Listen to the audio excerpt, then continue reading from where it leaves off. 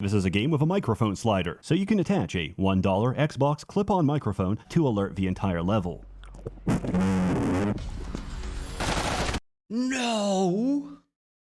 Ladies and gents, welcome to Reacts, and this is Intravenous.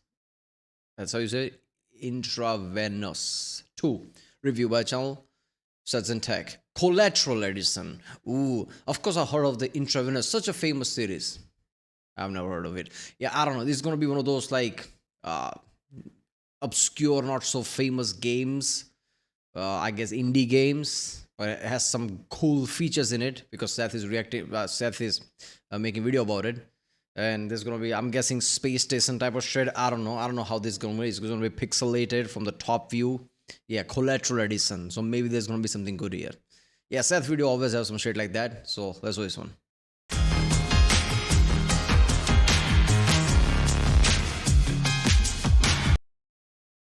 Remember, if you like my reaction, don't forget to like and subscribe so I know which type of videos to react to more. I like watching video game reviews, obviously, because I'm a big video game guy. I usually don't play AA indie games, but I've started to since I started watching SsethTzeentach and things like Dwarf Fortress. I'll try that out. Such a fucking cool game, right? Space Station is like kind of hard to like find how to play. It's weird. But yeah, these are really fun. So we'll see how this one is, right? There is like whole element called rogue stealth, right? Rogue assassin stealth or some genre like that. It's like very specific type of game, which is also fun. I don't know if this is one of those or not. So let's watch it. Here, considering I'm recording from the Balkan equivalent of City 17, the quality of this video may be just as bad as anything else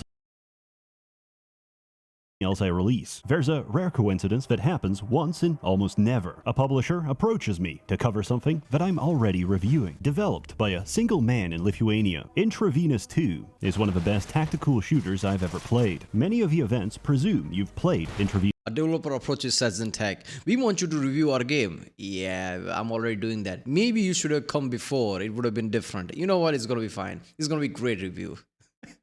1, which isn't a problem because he remastered the whole thing in the second engine. So we start from there by playing the first game inside the second game, or else it doesn't make sense. Steve is a normal man living in the Polish-Lithuanian Commonwealth in an alternative history where Lithuania has reached the Bronze Age. Polish innovation has endowed them with working toilets and knowledge of coal-based energy. Aesthetically and thematically, this game is colostomy core. After a night of heavy drinking, Steve walks through a shady alleyway with his brother before being attacked by junkies. His brother goes into a coma and dies the following night. The police find nothing, so Steve decides to take matters into his own hands. Welcome to Intravenous. You're outgunned and outnumbered. Everything makes a sound, and a single unsuppressed trigger pull is loud enough to alert the entire level. So, unless you want your chest ventilated, you better be quiet. Druggy ghetto. Okay, is this easier or harder? I assume like 3D games with 3 dimensions, obviously, like Call of Duty and every other GTA 5. I guess you have better control and like where bullets fly, how you like take cover. In this kind of 2-dimensional one, like it's 2-dimensional. I mean, like, why am I explaining this? But yeah, isn't it like harder? But then again, wouldn't it be also simpler because you only have to worry about 2-dimensional? I don't know.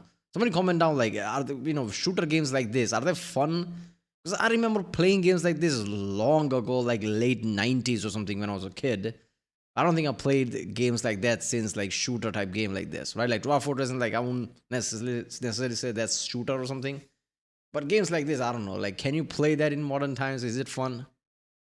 Also known as My Car Park in East England. The first level serves as a tutorial to get your bearings. Arguably, normal difficulty is a 10-hour tutorial before you're ready to play the actual game. Mouse wheel controls your movement speed, allowing you to instantly change across different stances. The faster you are, the more sound you make. At free notches, we're a good compromise, and able to get the jump on enemies. Don't fall for my mistake. Notches 1 and 2 are marginally better, but the only reason you'd use them is if you're wearing Kevlar in a plate carrier, in which case, you're not going to make it. Approaching someone from behind lets you perform a stealth takedown. Pressing E chokes them out, which can transition to snapping their neck with Q, or you can just cut their throat. This is much quicker. Famously known as creeping on them in the streets.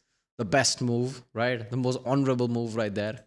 but makes them bleed out, which is a problem, as we often have to dispose of the evidence by dragging their body, and a bloody corpse leaves a bloody trail. You could choose to leave them unconscious at your discretion, which is incredibly noble, unless things go south and their friends find the bodies, wake them up, and undo all of your efforts. In a Steve campaign, there's no reason to spare anyone, so I usually stack up the bodies and make up a backstory for why they should live or die. He didn't choose this life. He probably has a family. He paid $10,000 for a commission of Tali Zora Vas Normandy, inflated, larger than the solar system. Hiding bodies is a fine art. Dark alleyways conceal your wet work. Dumpster. How many of you do that? Like, I forget, like, but there were a few games in the past, like just a few years ago, where there's option. I'm pretty sure you have to go to options, settings and option, and choose non-lethal option when you're doing takedown. Like, which game was that? Like, I forget it, but there's like a lot of them in past few years. How many of you choose non-lethal? I'm like, yeah, I don't give a fuck, man. Because this element, like, he could wake up, like that shit doesn't happen, right? I'm like, yeah, I don't care. It's a game. Like, I'm not doing non-lethal crap. Come on, unless it's a proper RPG game where it matters. I don't know. Work in plain sight, but the most functional and reusable of all is the humble toilet. You're telling me every building has a room with one door and no windows? Excellent. Ledges and fences can be vaulted by pressing space or holding shift as you run towards them. The same goes for windows, but breaking them creates a lot of noise. They facilitate movement, but being waist high, they give up your position as well. Ventilation shafts are completely silent and let you navigate around buildings. Doors are deceptively creaky, but don't actually make any noise. It would have been awesome if they added an element, like some of them randomly can break and you drop down. Like a fucking, I don't know, like one of those parody movies, Naked Gun or something. Like, oh, what the fuck? Noise when opening or closing, except when you bash them open. Timing this with a passing patrol is an instant knockout. Enemies will leave their patrol route and investigate if they hear or spot something suspicious. This can be both a nuisance and an opportunity to lure them into the open. For example, I can leave a door open, switch off the lights, and hide in the closet. When a junkie comes to investigate the open door, he notices the dark room and tries to find the light switch. As he passes by, I burst through the closet, drag him to the bathroom, and curb stomp his face. However, most situations aren't so ideal. When there's no cover to be found, press Control to go prone. You can't attack while prone, but the trade-off is drastically reduced detection. Combine this by crawling under a bush in some darkness, and you're almost in. What the fuck? You're prone, like dragging, and somebody just detects, like, what the fuck? Just like shoots you. You can't even like, oh, wait a minute, let me get up. Nope, no, that's not happening. Visible. Provided you're right below them, you can also slide past security cameras. If you're ever unsure of how much noise you're making or how much light is on your character, you can always check the indicators on the bottom left. C is a non-lethal pistol whip. Holstering your weapon with H switches you to the best silent weapon in the game. Steve's ripped up, roided out body. Punching an enemy from behind is an instant knockout. 2 if you surprise them from the front or sides. Right click is a kick, which you can abuse by camping doors. Just be warned, enemies can also do it. Steve searches the drug den, but doesn't find anyone who killed his brother. This marks the main structure of the mission. Enter the scene, confront your target, and exfiltrate. Revenge is expensive, and we need money. Along the way, you can find secondary objectives, such as schematics, loose cash, jewelry, compromising material, and cryptocurrency. Unfortunately, every crypto wallet is at the end of its pump and dump, and every chat log only incriminates a low-tier Minecraft YouTuber at best. You might also encounter the Mini Uzi. If you want new guns for later missions, you have to exfiltrate with them first. Explanation: you're doing illegal shit, so you probably need an unregistered weapon with a scrubbed serial number. There's unique weapons across every level, and it's a matter of personal preference. But I do hope that one day you'll discover the joys of a Ruger MK4. Master gave Dobby the blicky with a switch. Dobby is now a free elf. This is a good time to mention that Zed automatically loots ammunition, and Tilda lets you cycle between different varieties for your current weapon. In this case, between standard 9mm and positive P over pressure. Reloading with R doesn't magically save bullets. It throws out your current magazine on the floor and replaces it with whatever you have. There's no time to hand load ammunition. The that is one of the things that games have unrealistic. I mean, there's a reason for that. But yeah, if you reload a clip, somehow they'll just like take out the bullets, whatever remaining bullets, and put it into another one. Like, okay. But then I'm pretty sure like there was some game, I forgot, was it Metro? I don't know. But if you reload a clip, right, it will throw away the clip, which whatever like bullets are left there. So you will actually lose the bullets. I don't know which game, maybe it was Metro. I don't know, man.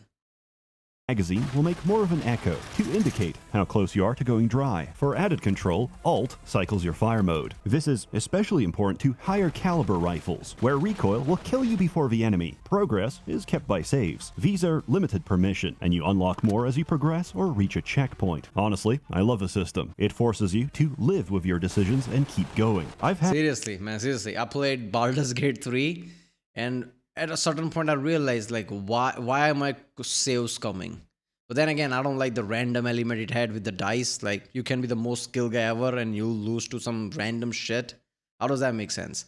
So I usually used to do save things at critical time.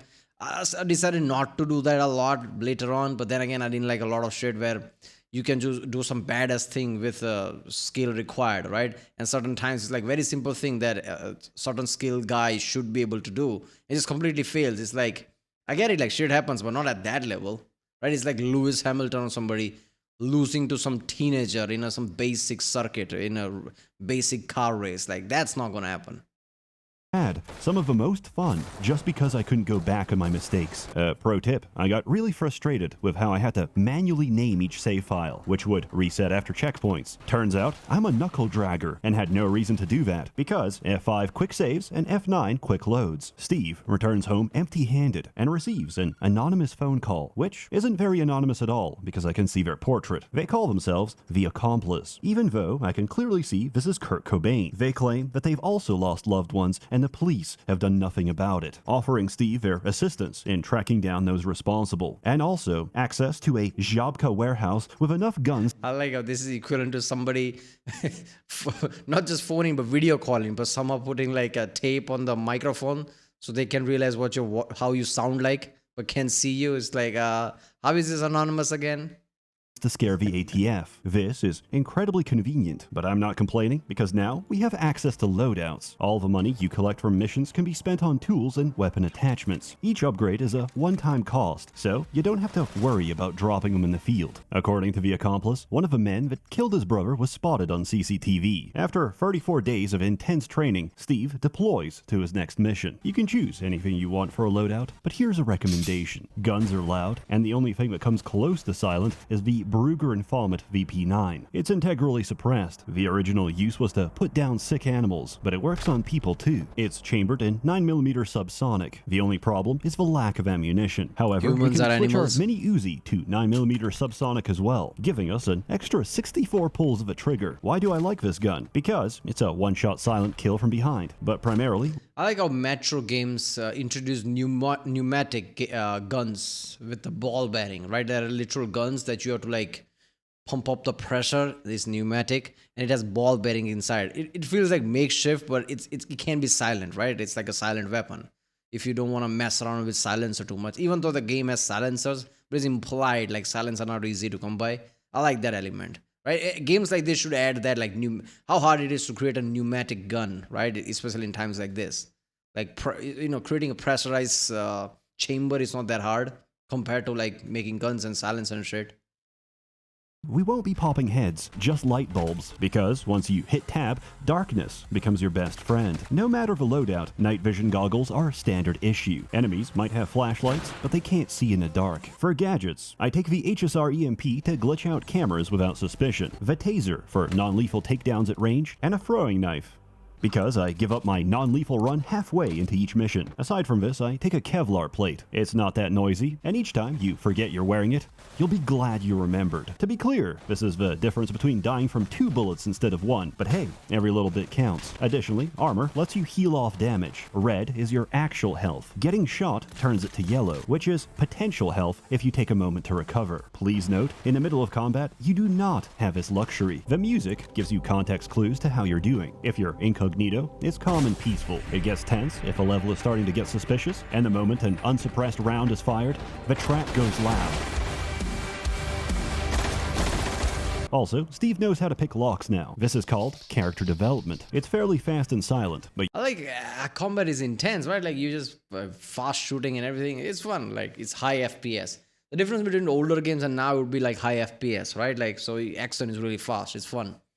I like that element of like, okay, you sacrifice your defense in order to have certain type of advantage. I think Assassin's Creed, right? Origins, Odyssey had that element. where there was some cursed weapons. It gives you insane damage, but it like caps your health to 33%. So there's that element. Like, if you fight, you better win, right? Instantly. Because if your tactics go when you have to tank, you're probably gonna die. But you're vulnerable in the process. If you're in a hurry, you could choose to break the lock instead, making a bunch of noise in the process. Most locks are indoors, but there's also breaker boxes that let you kill the lights for an entire building. Unlike broken lights, power outages don't arouse suspicion, but they do force patrols to walk outside and flip back the breaker. I mean, there is like, in Western countries, I guess American people are always like, okay, outages must be suspicious. You do realize most other countries, outages is like normal, right? Most of the non-developed countries, right? Like a lot of, I guess, Western Europe and US and places like that, sure, like outage is going to be like, why is there an outage? In other places, like, yeah, outages happen. So even like what Watch Dogs and games like that had this whole outage, like hack or whatever. Be like, oh, what happened? Any other country is like, yeah, okay, I guess light went out. Shit happens. During which time you can sneak inside or incapacitate them. The mission goes without a hitch. We find one of our brother's killers who leaks the location of another. First, we make sure he's telling the truth. Then, we ventilate him. We fail to find him, but stumble on his dealer, who says he's getting his supply from a serious operation by the nickname Shopkeeper. Following our second lead to a port warehouse, we find the man who started all this, the one who ordered the attack on you and your brother. After a heartfelt recollection, we send him straight to hell. Surprisingly, this doesn't improve Steve's mental health. I mean, obviously, right? Like, which game was it very recently I played? Avowed, yeah. In Avowed, you come to the first city, Paradise, and you get shot with an arrow. You die instantly, even though there's this whole element like you're god, like this and that. You're bad. You establish by that point, like, even though it's a start, you kind of like badass, saving, like a diplomat and everything. And when you really find him, there's a whole element like he didn't know, like he's sorry, and should you let him go? I'm like, fuck that, I don't care. It's about sending a message now. It's about reputation. He killed me. Are you fucking kidding me? Of course I'm gonna kill him. Like, this is like one of those things. Like, I'm not gonna have moral dilemmas here, right? Even though there are moral dilemmas, sometimes things are simpler, right? Especially in game, it's gonna be simple because it's game. Who gives a fuck? Kill sends Steve into a rage as he intravenously injects 50cc trenbolone acetate directly into his cock vein. This event unlocks his special perk, Die Hard. Whenever you're outnumbered in a gunfight, your adrenaline kicks in and you go into slow-mo. Usually this triggers at the worst time. So not only do you have to die, you have to watch it in slow motion. Steve is understandably traumatized. I can relate to this. When I was 15, I landed on the dark web, and I saw so many Chinese industrial accidents that it left an impression on me. This is the equivalent of Illidan taking in the Eye of Sargeras. I was awakened to things I shouldn't know. Or maybe I'm overreacting, as everybody else took it differently. My friends would see a man cooked to a crisp from touching live electrical wire, and send me a one-line response on Skype.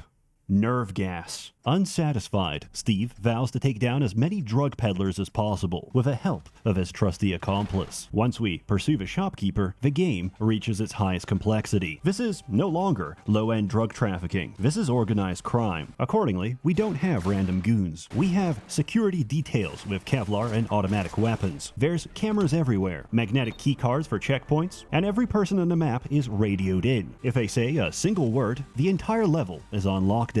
Stealth is heavily encouraged. In fact, it's your only option. You're playing the real game now, and there's nothing left to teach you. So let's finish up the story. Shopkeeper handles production, or at least he used to. Baker is responsible for distribution. However, he's the only one who expresses any remorse for his actions and promises a favor if you let him go. This is the one and only choice to spare someone in the first game, and I recommend you take it. Finishing your vengeance spree, you return to the peace of your domestic life and watch slop on TV. Then your apartment gets broken into by several hitmen sent to kill you. Despite the length of it, this is easily one of my favorite missions. Also, the song is a banger. The last one alive tips you off. Yeah, it's favorite because it feels like John Wick, right? Even in John Wick, like they come to his house trying to kill him and he badassly just kills him. That's what it is. That's the fun part. That he got the job from Empathetic. Shopkeeper, Baker, Empathetic. Everyone in this game works off ridiculous nicknames. What's next? Candyman? Sugar? Quasimodo? You try to call Accomplice for answers, but the phone is dead. Steve is mildly stressed from his experience and has a quick smoke to clear his head. Baker is the only one that picks up. Grateful for your mercy, he gives you access to the black market and a new hideout, as he lies low and hides from his former colleagues. You assault Empathetic's restaurant and hold him at gunpoint. He refuses to break confidentiality, but points you in the direction of someone who can. An undercover cop knows where the hit came from, but his cover is blown, and he won't spill the beans until you wipe out the mob he's infiltrating. One hand washes the other. To nobody's surprise, you haven't been receiving the support of a benevolent millionaire. Instead, you've helped a crime boss wipe out his competition. You're the only loose end. Your final objective? Kill everyone, including the accomplice. But not before injecting him with enough heroin that he can't possibly hold a firearm, and writing a dubious letter where your handwriting is visibly different from the rest. Regardless, the courts are paid off, and his crackhead wife lives happily ever after. At the very least, you've kept drugs off the street. Kids will no longer fall prey to Flintstone gummy vitamins, or the dreaded Oblivi card. Boof of the Year edition. I just realized I explained the entirety of Intravenous 1 to contextualize the events of the second, when the story is secondary and doesn't actually matter. What does matter is starting the second campaign on true difficulty, which doesn't mean arbitrarily harder. It means we've intentionally handicapped the AI for every other difficulty to prepare you for playing on normal. Dropping bodies make noise. Enemies notice missing patrols, react faster, and shoot harder. Everyone dies quicker. Bleeding can turn. Oh, they notice missing patrols, or it's not like the arrow sticking out of the head is like, must have been the wind. It's not that. It's not like Skyrim. Is that what you're saying? Because that is the stupidest shit. Like, even I love Skyrim. When I played it, like, I couldn't stop playing it. But that shit just like, why? Why does it have to, like, is this the limitation we have? Come on. That's insane. Turn you into a cripple, and you have almost no save files, just as it was always meant to be. Sean is a normal, Bishonen protagonist living in the Polish-Lithuanian Commonwealth. Your father needs ivermectin to treat his river blindness, but at $3 a pack for a one-time treatment that will completely cure his condition, he simply can't afford it. Out of options, he decides to become a hitman for Empathetic, only taking the jobs that he feels are morally justified. Your first objective is to kill a construction contractor that keeps scamming people by embezzling their money, asking for more to finish the job, and ghosting them when no more can be paid. This is exactly like gypsies in the Baltics. And call me prejudiced, but if it was me, you wouldn't have to pay me. Next, you're told to liquidate a politician who's allegedly involved in child trafficking. However, the hit goes wrong. Confronting the man, you find no evidence of the charges. You've been fed bullshit to kill a rival politician. You back out of a job only to find out your dad has been kidnapped. You're being blackmailed into killing people, and if you don't comply, they'll kill your father. What the fuck? Really? That is some next level writing. Oh, this guy's shady. Like, kill him. Just like, wait a minute. He wasn't shady. He was just another like politician. Yeah. I'm taking a competition. By the way, your dad is kidnapped. You're gonna do whatever I tell you to. Games like this always have some interesting elements like that. I love it.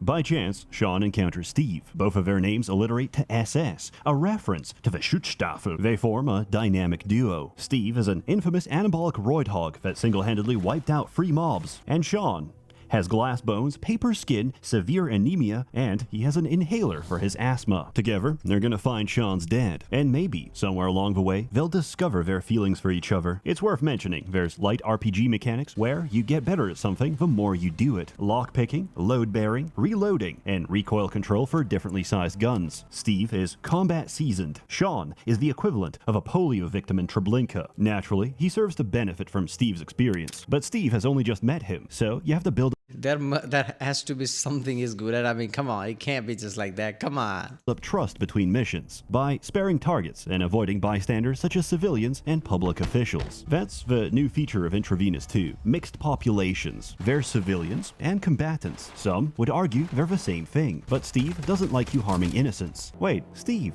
what? Yeah, this is what SsethTzeentach needed. Like, civilians and combatants. Like, huh? What's that? I don't understand that. Like, yeah, my ADHD can control that. Kill everything. What exactly is your fatality rate? Dad might die if I don't comply with the kidnappers, but he's not exactly going to train my stats. And, worst comes to worst, our medical fees have just gone down. Sean takes the blackmail contracts and fumbles them, while Steve takes side missions to investigate their identity. Between missions, you return to your incel warehouse, where there's nothing to do except knock out lights with a soda can and watch whatever's on TV. Goy! Bloody satisfaction, you dear goy! Goy!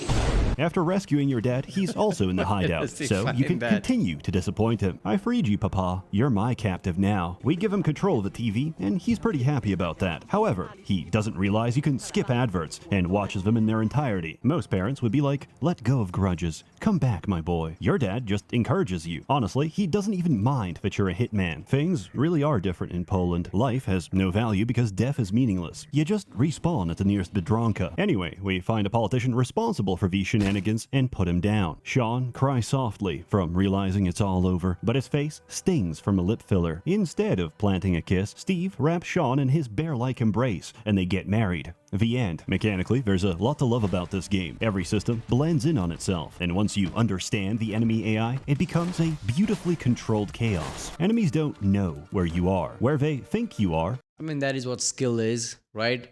I mean, even in real world, like let's say John Wick, what is his element? How does he kill everyone every time and doesn't get hurt? I guess he's been around so much that he can see a person, understand the psychology, and knows how that person's gonna act, aggressive, defensive. So he can just like see the movements coming. I guess that's how skills work. It becomes a motor function at some point. is your last visual sighting and any source of noise. For example, I could kill the lights, shoot at a group, and jump out the window. As a second group loops around to flank me, they're hit by blind fire from a first. If they take losses, they'll become more cautious. Instead of following you into your kill corridor, they'll use their superior numbers and camp outside. There's a couple of anomalies here and there. If you turn off a light in an occupied toilet, the guy gets suspicious, turns the light back on, and continues shitting. But generally, it's incredibly competent. Both campaigns are sick. There's a reason this game is so highly rated. But it's not like he doesn't know there's somebody out there fucking with him. He's like, going to the toilet is more important right now because that can't be stopped. That's what that is. It's not that long and very replayable. The writing is serviceable, but it's never the focus. Although, at one point Sean does swallow a GPS tracker, and that's relevant to the story, so that's pretty cool. I knew a guy who did something similar, except instead of a GPS, it was other men's semen. I could go on for another 10 minutes discussing every loadout, every weapon, and whether an infrared laser combined with a knife. Was that important to the story as well? Okay. Yeah, ingesting a GPS tracker just means that it will stay with you for a few hours at best before your body throws it out. I don't know. 9mm caliber conversion is worth the money. The short answer to which is yes. To save you the time, the optimal build is to go fully unarmed with one taser and electrocute your testicles. In summary, it insists upon itself. 0 out of 10. In all seriousness, this is a game with a microphone slider, so you can attach a $1 Xbox clip-on microphone to alert the entire level. No! If you talk in microphone, the game will pick up? Imagine Twitch streamers like constantly screaming, just like, why is everybody just like keep attacking me? It's because you keep screaming, not just inside the Twitch, inside the game as well. Oh shit. I love this. More games should do this, man. At least stealth compromise element, if not too complex. Like if you speak loudly, game will know. Like let's say GTA 6, right? Like you're stealthing. You say something in the mic. The guy in front of you, depending how loud you say, suddenly pick up there's somebody there. It gives this kind of like a even fake, but some kind of like a realistic element to it. Like you added another feature there. You're not just controlling, like your voice matters. It's amazing. I thoroughly recommend Intravenous 2, which will be going on a 33% sale. And I doubly recommend the Remaster DLC, which is probably on a 20% discount. Together, they come to about $22 or the price of 6 packs of Marlboro Red here in Bosnia. I've already put 60 hours into this. It's worth it. As always, more content to come, so stay tuned. A warm thanks to the many members of the Merchants Guild, generously funding and bankrolling these videos. You're all truly wonderful. Have a good one. Yep, there you go. This was an awesome game. So especially I like how you slided to me, the best one of them all, where mic matters. Like, does that have like more elements attached to it? Like it matters in certain mission or something? Or it's just something that they added? Like it has no use in the game, but if you speak, people will know. Is that what it is? Because that would be a bit weird. I think that must be something they can do. I don't know. People can use that shit a lot. Like everybody, like nowadays, like everybody has some form of mic here and there, I guess. I don't know. Like everybody's a Twitch streamer. So not everybody, but yeah, I don't know. You can add an element where speaking in mic matters, right? Like calling out somebody. You know, like how in the Assassin's Creed, yeah, you press a button and like somebody whistle. You can actually do that in mic, depending how loud you do it. like how far away people will listen. That's so good, man. People should implement that more. Remember, that was Intravenous 2 review by SsethTzeentach. If you like my reaction, don't forget to like and subscribe, and I'll see you next time.